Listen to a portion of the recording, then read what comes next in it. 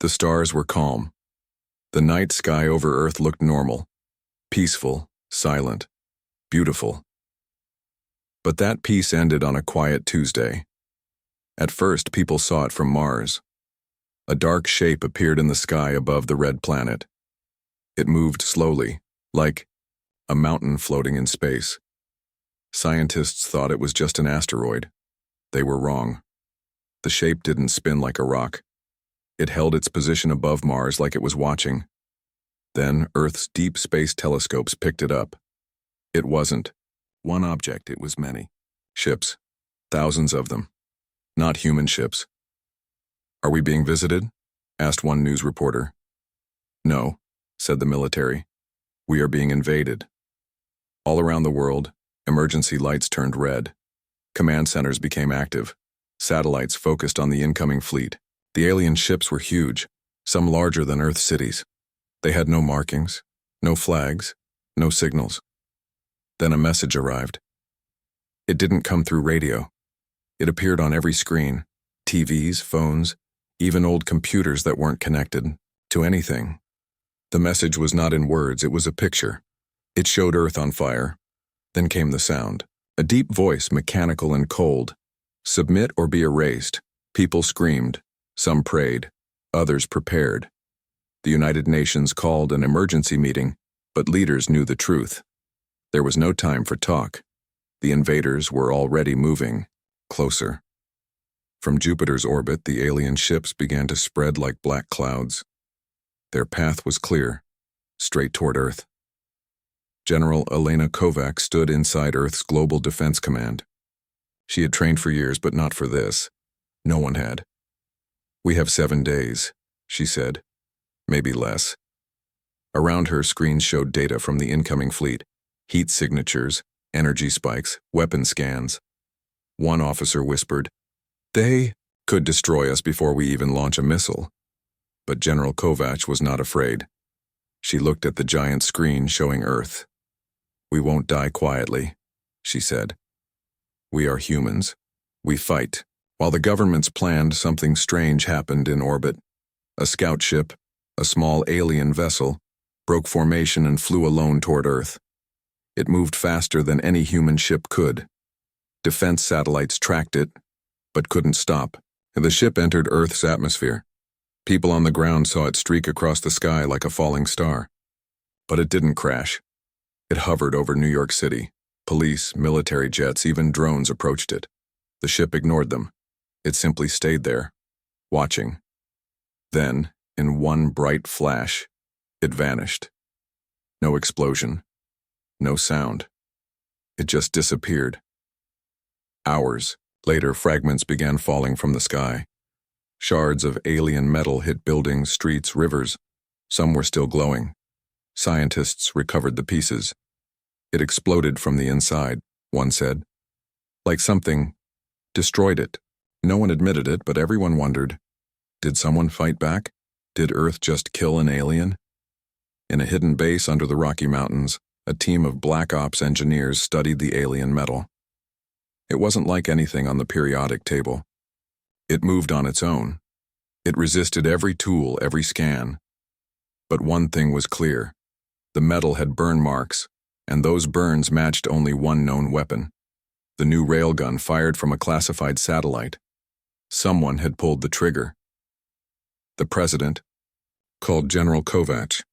"Did you give the order?" She shook her head. "No, sir." Then who did? No one knew. And that was more terrifying than the aliens. All around Earth, armies prepared. Spaceports opened. Underground hangars lit up. Old alliances were reforged. The world, once divided, now had one goal: survive. Across the solar system, human mining ships on Titan and Callisto received orders to return. Civilian crews were told to arm themselves. Even old war veterans were called back to duty. One pilot, Commander Mason, sat in the cockpit of his fighter. "I retired for a reason," he muttered. The technician handed him a new flight suit. "Not anymore," she said. On the moon, a secret observatory picked up a new signal. It wasn't from the first alien fleet. It came from deeper space. "Another signal?" asked the scientist. The technician nodded. Yes, and it's bigger. The sky had broken open, and the universe was watching. Space was silent, but not empty. Above Earth, the stars watched without blinking. Something dark moved between them, something alien. The invaders were closer now. Human telescopes showed black dots against the sun. Ships, huge, silent, slow-moving monsters. Earth's people stared in horror. The alien fleet looked like a storm in space, a storm that had only one direction, straight toward humanity. But what the aliens didn't know was that Earth had been preparing too. In the Nevada desert, under miles of rock, a base woke up. Project Orbital Stingray. It had no logo, no name on the walls, only a long hallway leading to a launch tube, and inside that tube was something Earth had never shown the world. A Hunter-class stealth warship. Its name, Valkyrie 1. Captain Rhea Morgan sat in the command seat. She wasn't chosen for her rank. She was chosen because she had once flown through a black hole and lived. Today, she would face something stranger than gravity. "We are green across the board," her weapons officer said. "Cloak active, fusion rails primed." "Launch," Captain Morgan whispered. The floor shook. The warship fired up silently, then disappeared into the stars. The alien scout ship moved quickly. Its design was like no human ship, organic, smooth, and alive. It scanned Earth's skies, testing defenses. It passed over Africa, then Europe, then headed for the Pacific. But it never saw Valkyrie 1 coming. Captain Morgan's ship emerged from shadow, just above the Earth's edge. "Lock targets," she said. "Target locked." "Plasma core exposed," said her officer. Captain Morgan gave the order. "Fire." One railgun shot, silent, invisible, and moving faster than sound, hit the alien scout's core. For a moment, nothing happened. Then the alien ship exploded. Not just broke apart. It vaporized, leaving only blue sparks in the upper atmosphere. Earth had drawn first blood. The news spread fast. On social media, people cheered. On military channels, commanders prepared for counterattacks. The alien fleet did not speak again. No message, no warning. But they moved. The entire formation split. One group aimed for Mars, another for Earth's moon, and one large section came straight for Earth. In orbit, satellites watched. The alien ships began releasing smaller fighters, hundreds of them. They swarmed together like bees around a hive. It was not a scouting mission anymore. It was war. General. Elena Kovac stood inside Earth's Orbital Defense Station Aegis Command. She had expected fear. Instead, she felt something else. Fury. "Enemy response detected," her officer said. "Estimated arrival, 36 hours. She nodded. "Prepare interceptor grid Alpha. If they want to fight, we'll give them one." In the Pacific Ocean, a strange shape rose from the water. A submarine? No. It was Poseidon Protocol, a mobile sea-based launch pad that carried experimental weapons. One of them, a hypersonic satellite cannon hidden since the asteroid scare of 2069. Commander Jin Lee stood on the deck, wind hitting his face as systems powered up. "This wasn't made for aliens," his engineer said. Jin smiled. "Nothing ever is, but we make it work." Meanwhile, on the moon, human miners abandoned drills and picked up rifles. The alien path was clear. They wanted to crush every place where humans had reached beyond Earth. A small group of lunar defense drones activated for the first time. Their code, Zero Protocol. No retreat, no surrender. The moon would not fall easily. Back in orbit, something unexpected happened.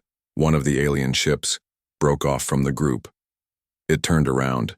Satellites confirmed it was leaving. Some thought it was fear. Others thought it was calling for help.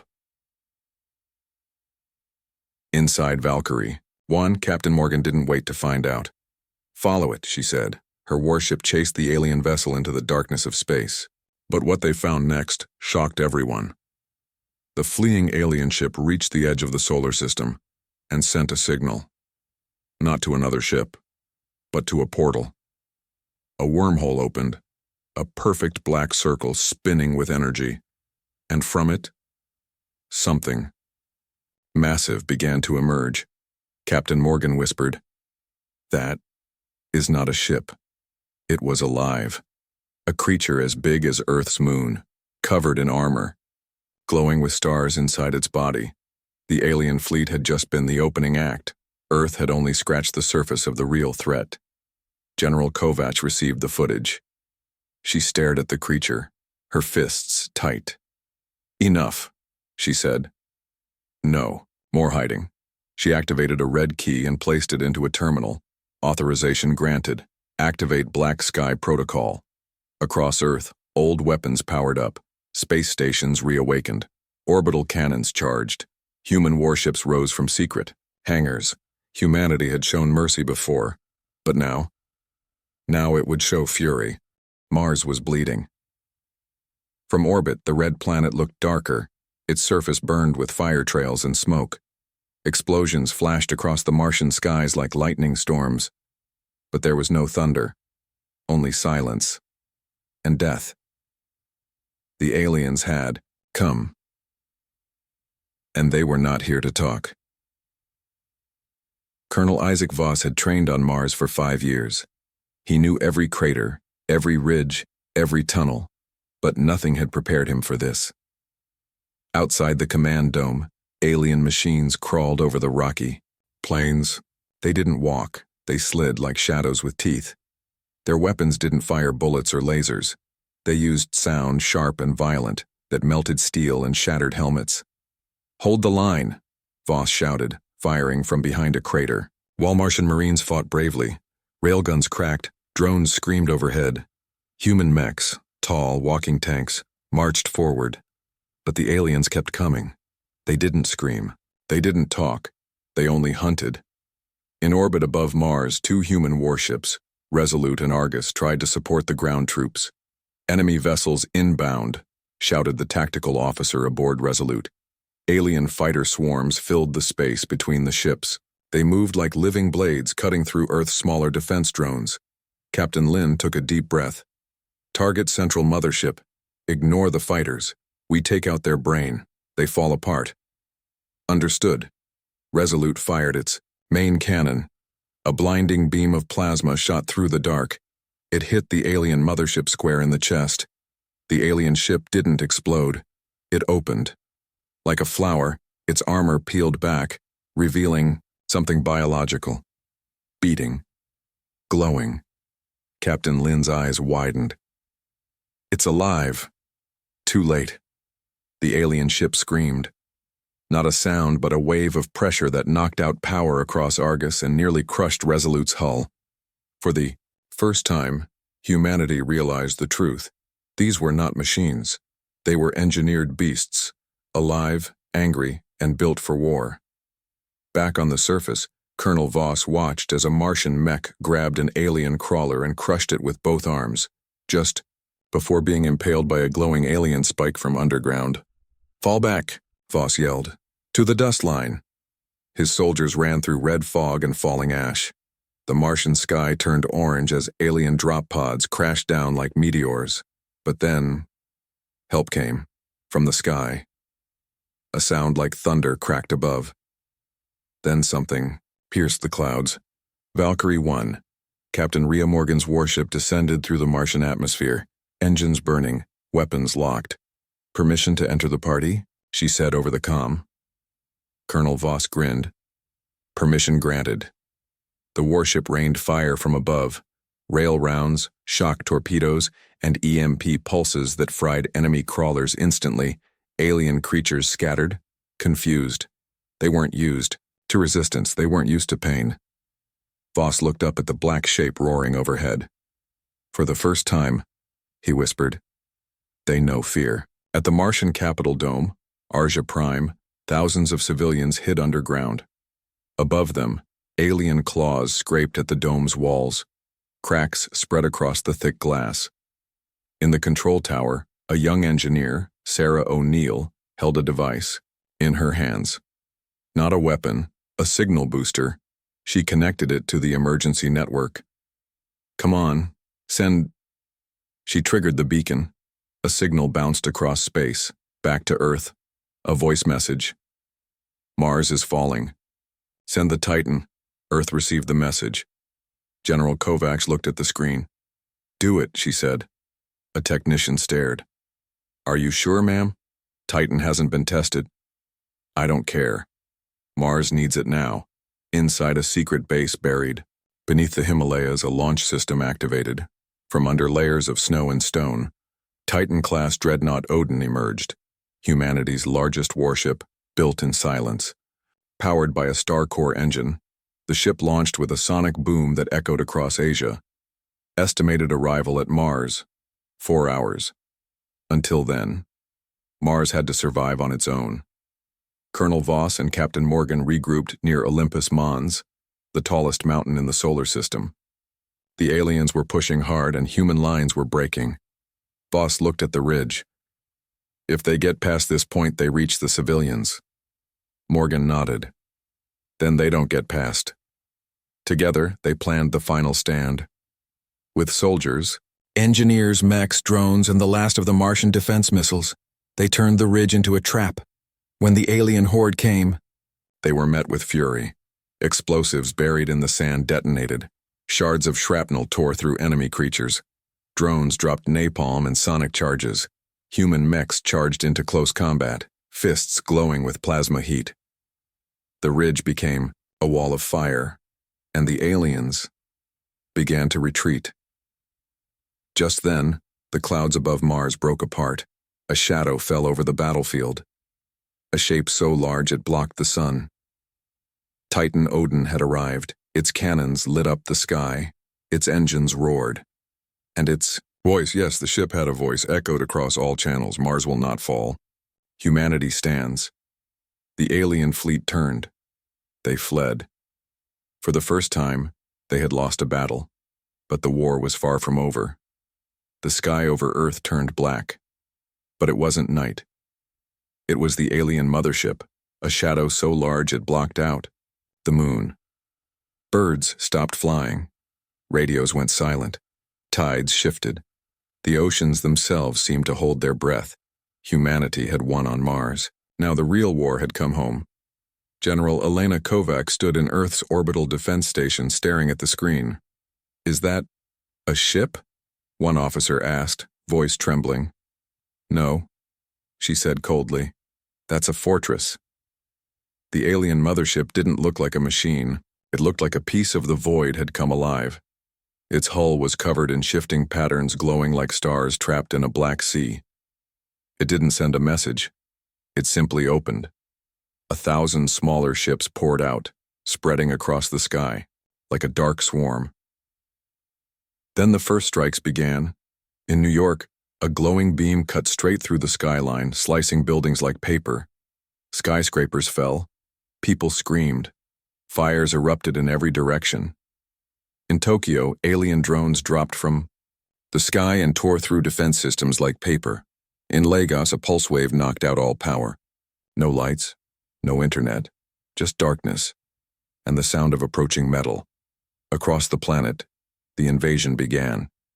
But Earth was not helpless. From deep under the oceans, Sea Dragon-class submarines launched EMP torpedoes, knocking alien drones out of the sky. In the skies, stealth fighters engaged in deadly dogfights, flying between falling buildings and plasma storms. And in orbit, Earth's automated rail platforms, activated under Black Sky Protocol, rained metal down on enemy clusters. Still, it wasn't enough. The alien mothership was unstoppable. Until now. Deep beneath Antarctica, inside a frozen bunker known only to Top Command, a vault unlocked after 50 years of silence. Inside it was a weapon Earth had never tested, Project Nemesis, a warship built using stolen alien tech, a ship powered by a fragment of a collapsed star. Its AI had never been turned on, until now a female voice echoed in the chamber. Nemesis online, acquiring threat, preparing to engage. The ship lifted into the sky, breaking through ice and cloud, heading straight for the alien mothership. It was the size of a city, and it was angry. Meanwhile, in London, a group of civilians were trapped under a collapsing hospital. One of them, an 11-year-old girl named Lila, found a small alien drone broken on the ground. It was still alive, blinking. She touched it. And suddenly, her eyes glowed. She saw visions, not words, not pictures, but memories. Alien memories. Lila screamed and passed out. The other survivors carried her to safety, but they didn't know. Lila now had something the aliens feared. In orbit, Nemesis approached the mothership. The alien Titan fired first. A beam of red light hit Nemesis, but the human ship absorbed it, reflected it, then responded. One shot, one blast. The mothership's outer shell cracked. It howled. A soundless psychic scream shook the minds of every human within 100 miles. Some collapsed. Others bled from the nose. But Nemesis was not finished. It charged its main cannon. The ship whispered across all frequencies, "This is Earth, we don't kneel." The cannon fired. The mothership split open like an egg, spilling debris and strange glowing creatures into orbit. But before it died, the mothership sent a final message across the stars. It was not a cry for help. It was a summon. In a quiet lab in Geneva, scientists monitoring deep space signals panicked. "The portal, it's opening again," one said. "But the fleet was destroyed. Who could still be coming?" The answer came seconds later. The portal rippled, and something enormous moved behind it, a mass too big for scanners, energy readings off the charts. And it was not a ship. It was a being, a living god of metal and bone, the true master of the invasion, the architect of humanity's destruction. Back at Earth, the skies cleared, but not with peace. Instead, the moon started to shake. Something underneath it moved. Earth scientists watched in shock as a structure rose from the dark side of the moon, a tower of unknown metal, covered in alien symbols. It had been hiding there for centuries. The alien empire hadn't just arrived, it had always been watching. General Kovac stared at the live feed. "So this was never just an attack," she said. Her assistant turned, pale. "What was it then?" She narrowed her eyes. "A test." She activated Earth's last emergency command. Code, Final Dawn. A signal was sent to every continent, every bunker, every base. Across Earth, soldiers prepared, civilians took shelter, children were told the truth, and Nemesis recharged its core. For a second strike, Earth was wounded, but Earth was still standing. And the next battle would decide everything. The Earth was burning, but it had not fallen. Above the shattered cities and broken satellites, one voice echoed from orbit, strong and clear. "This is Nemesis. Earth still stands." But deep in space, something was waking up. The message sent by the dying mothership had reached its target, not just a fleet, a god, and now it was coming. In a quiet hospital bunker in London, Lila, the 11-year-old girl who touched the alien drone, suddenly sat up, gasping. Her eyes were glowing again. "It's not just a war," she whispered. "They're afraid of something here. Something human." The adults thought she was dreaming, but Lila wasn't guessing, she was remembering. Alien memories still lived inside her, and they revealed a secret. The aliens hadn't attacked because they feared humanity's strength. They had attacked because they feared what humanity might become. At the edge of the solar system, the wormhole pulsed. From its swirling center, something stepped through.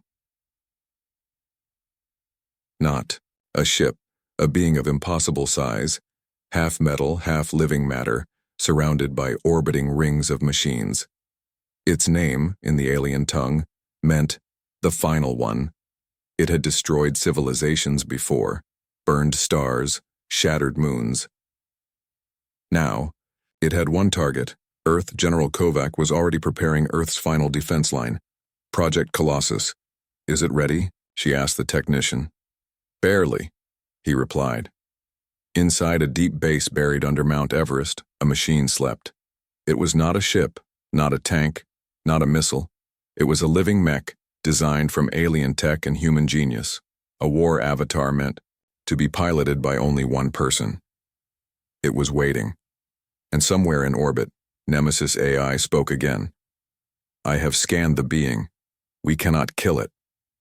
Kovacs gritted her teeth. Then what can we do? Nemesis paused. We make it afraid. Meanwhile, on the moon, Earth's lunar engineers discovered something even more shocking. The alien tower that rose from the moon's dark side wasn't a weapon. It was a prison. And inside it was something human-made. A signal. A locked chamber. Inside the chamber, an old escape pod from Earth's first deep space mission long believed lost. Inside that pod, a pilot, still alive. Cryo-frozen for over 70 years, Captain Elias Graves. He was Earth's first interstellar traveler, and now he had returned. In Geneva, Lila was taken to a military lab. She touched the same alien drone again. This time, she didn't pass out. Instead, she spoke in the alien language, fluid, confident. She translated the drone's last message. They are not gods. They are the remains of a dying empire. They fear your rage. They fear your unity. They fear the Fury. Scientists were confused. What is the Fury? Lila looked up. Her eyes were brighter than ever. You, the alien god, the final one, reached Neptune in under an hour. Its voice echoed through gravity, light, even minds. Submit, fade, join the silence. But Earth didn't answer. Instead, Nemesis launched a message back. We are the storm. We are the fire. And we are not done. Then Earth fired its secret weapon. From Antarctica, a hidden cannon powered by solar core energy lit up the sky. It hit the approaching being in the shoulder. The beam did not destroy it, but it made it stumble. And in that moment, something strange happened. The being looked confused, shaken. For the first time in eons, it had been wounded. Back at Project Colossus, Captain Elias Graves suited up. His body was weak. His mind sharp as ever. This thing runs on thought? He asked. Yes, said the technician. You don't control it, you become it. Good, Graves said. Time to remind the galaxy what a human rage feels like. The machine awakened. Colossus stood up taller than Everest, surrounded by thunder and storms, and it roared. In orbit, Nemesis led a small fleet of Earth warships, what was left of them, straight toward the massive enemy. Keep its attention, the AI said. Buy the ground forces time. They did. One by one, Earth ships fired everything they had. They were broken, outmatched, outnumbered, but they fought anyway. Some were destroyed. Others rammed straight into the god's armor, and when it finally looked down toward Earth, it was too late. Colossus rose from the atmosphere. Captain Graves, now merged with the mech, smiled through grit and blood. You wanted fury? He growled. Take ours. The Earth was still standing. Barely. Cities burned. Oceans boiled. The sky was cracked with smoke and debris. But the enemy had been wounded. The alien god, the final one, had retreated, pulling its broken mass back toward the edge of the solar system. It had never expected resistance like this. It had never expected fury. In orbit, the warship Nemesis drifted among the wreckage of destroyed satellites and broken enemy drones. Its hull was scarred.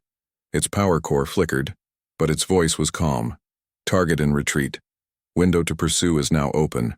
Recommend counterstrike. General Kovacs stood aboard the command bridge, arms crossed.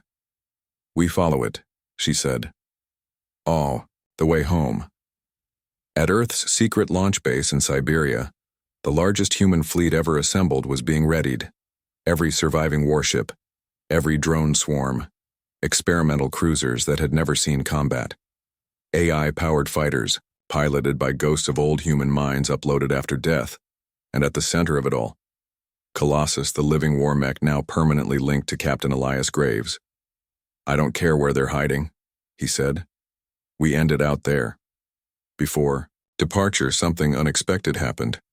Lila, the 11-year-old girl who had touched the alien drone, approached General Kovac. "I need to go," she said. Kovac raised an eyebrow. "You're a child." "I'm more than that now," Lila replied, her voice deeper, almost echoing. The alien tech had changed her. She could hear things, understand alien signals, feel their thoughts. "They're calling for help," Lila said. "But not from each other. From something older. Something forgotten." General Kovac nodded slowly. "Then you're coming with us." The fleet launched. From Earth's dark side, 92 ships vanished into faster-than-light tunnels. Their destination, the star system from which the aliens had come, Zareth Prime. A system wiped from every galactic map. Now, humans would find out why. As the fleet entered Zareth space, the stars looked different. Wrong. The sky shimmered with colors never seen by human eyes. Moons floated in shattered pieces. Entire planets had been hollowed out. And in the center was a giant dead star, orbiting it, the ruins of a once great alien empire. But something was still alive down there, and it felt them. On the command ship, Valkyrie 1, Captain Rhea Morgan scanned the ruins. No heat signatures, no life, except... Wait. The scanner spiked. Thousands of dots appeared on the radar. Ships. Living ships. Hidden. Sleeping. Now, awakening. The fleet had walked into a trap. Alarms rang across every human vessel. Enemy ships poured from behind dead moons and under, dust rings surrounding the humans on all sides. General Kovac stood firm. "Hold your ground. We came here to finish this." The enemy fired first. The stars lit up. Colossus roared into the center of the swarm, tearing enemy ships apart with massive plasma blades. Captain Graves could feel the enemy's hate, their fear, their history. "They didn't build this place," he muttered. "They stole it." Then he saw it. At the center of Zareth Prime, a massive cube floating near the dead star. A prison. A vault. Something was inside. Something that pulsed. With human energy. Lila, aboard Nemesis, screamed. "I see it. I know what it is." The alien empire hadn't just attacked Earth. They had been feeding on Earth-like species for centuries, stealing, DNA copying intelligence. And inside the vault was their greatest secret, the first human. An explorer lost over 100,000 years ago, frozen in time, used as a template to build their empire. "We are not their enemy," Lila said. "We are their origin." Nemesis AI confirmed the truth. Alien empire design is based on early Earth genetic patterns. The invaders are our distant reflections. The war wasn't just survival. It was a battle to stop humanity's twisted children from consuming the stars. General Kovac's voice was calm and cold. "Then we burned the whole empire down." The human fleet pushed forward. Massive cannons ripped through enemy lines. Drone swarms dove into reactor cores. Nemesis linked with Colossus, creating a fusion attack never seen before, part AI, part mech, part rage. The alien empire began to collapse. But the final one was not finished yet. It emerged from behind the star, larger, darker, changed. It had absorbed power from dead worlds. Now it was ready for one final fight. A god of war versus the fury of mankind. As the stars burned above Zareth and final preparations were made, Lila looked out from Nemesis's window. She whispered, "This is the end of their time, and the beginning of ours." The sky around Zareth Prime was on fire. Stars burned red. Debris floated like broken bones. Human ships, battered but not broken, held their line. And across the dead space between them, the final one arrived. It had changed. No longer just a godlike being, it had fused with its dying fleet, growing arms of metal and wings of energy. Its body glowed with stolen stars. It no longer walked. It consumed. And now, it wanted Earth. On board Nemesis, General Kovacs stared at the monstrous figure. "It's not a creature," she said. "It's a graveyard full of souls," the AI responded. "Target threat level, total extinction." But humanity did not back down. Across the fleet, war drums beat in silence, ship engines flaring, pilots whispering last words, soldiers standing by with trembling hands. One final stand, one last fury. Captain Elias Graves, inside Colossus, raised his mech's weapons. He was connected to the machine. He could feel the heat of the enemy, the sorrow, the hunger, but also the fear. "We hit it in the heart," Graves said. "Assuming it has one," a pilot muttered. Graves replied, "Then, we make one." The final one attacked first. With a single gesture, it bent space, shattering 4 human ships in seconds. Their remains were pulled into its core. It fired beams of light so powerful they cut through moons. But the humans kept coming. Valkyrie 1 unleashed its final rail cannon. Sea Dragon submarines, launched from stealth near Zareth's dead oceans, rose into orbit and detonated fusion warheads. Still, the final one stood, until Lila stepped forward. Inside Nemesis, her eyes burned brighter than ever. "The signal is still alive," she said. "It's inside him, the first human they captured long ago. He's still in there, buried." Nemesis scanned again, confirmed. "Unknown human lifeform found inside central core." "He's powering it," Lila whispered. "He's the key." General Kovacs gave the order. "Break that core. Free him. Kill the god." The fleet changed strategy. Instead of attacking the final one's arms and weapons, they focused on its chest, where the energy pulsed in slow, rhythmic waves. Colossus led the charge. With a scream of fire and steel, Graves dove into the heart of the monster, tearing through layers of shifting armor. Every strike came at a cost.